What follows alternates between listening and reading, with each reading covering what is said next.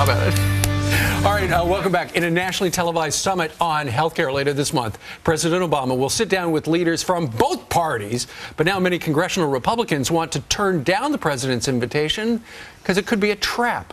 Should they? Karl Rove is former advisor to President Bush and a Fox News contributor. He joins us live now. Special visit on the curvy couch. God, I feel so special being right here. Pretty exciting. In studio.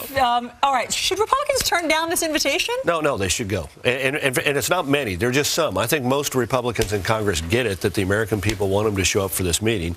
But the question is, what do they do? And I think they go in there and be bold and positive and be prepared to lay out their agenda, not simply respond to the president's agenda, but lay out their own. You did it in the Wall Street Journal. I mean, you basically said if you can't back up your argument, they don't deserve to win the argument. Look, this is an opportunity. They should not view this. Look, they're all sort of, some of them are looking at Baltimore and saying the president got the best of us in Baltimore. So they're saying, let's not do this. Well, go and turn this into an opportunity. Use it as an opportunity to flip it back on the president by saying, Mr. President, we got better answers that you're not considering.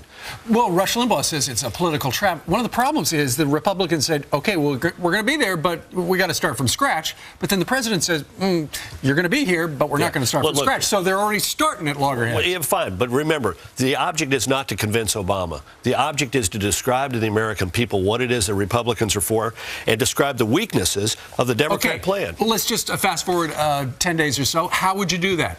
I'd sit there and say, okay, look, you've got subject matter expertise in tort reform. Be prepared to talk about tort reform. You know the weaknesses of the president's Medicare cuts. Be prepared to talk about it. You build a team of Republicans. Build a team. Give them assignments. Make certain they do their research. Get prepared and walk in there and look for opportunities respectfully but pointedly during this several hour-long discussion to say, Mr. President, we have a different view. And the American people, remember, they're going from a position of strength.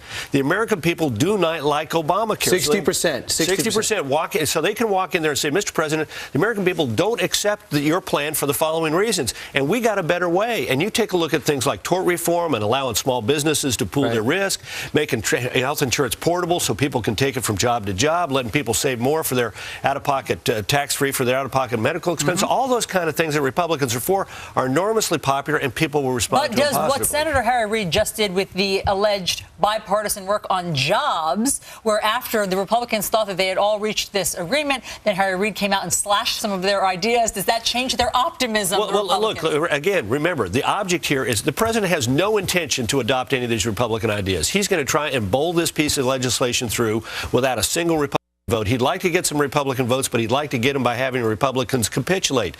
The purpose of this is not to arrive at a deal, because the president is not open to a deal. It's to describe to the American people what the Republicans are for. And my description right now is to describe when you'll be back. It'll be at the bottom of the hour with Chris Wallace. Oh, my God. It's a cage match. We'll find out what you think about the administration taking credit for the success in Iraq at that time. All right. And we're talking about the Obama administration. Which administration? Yeah,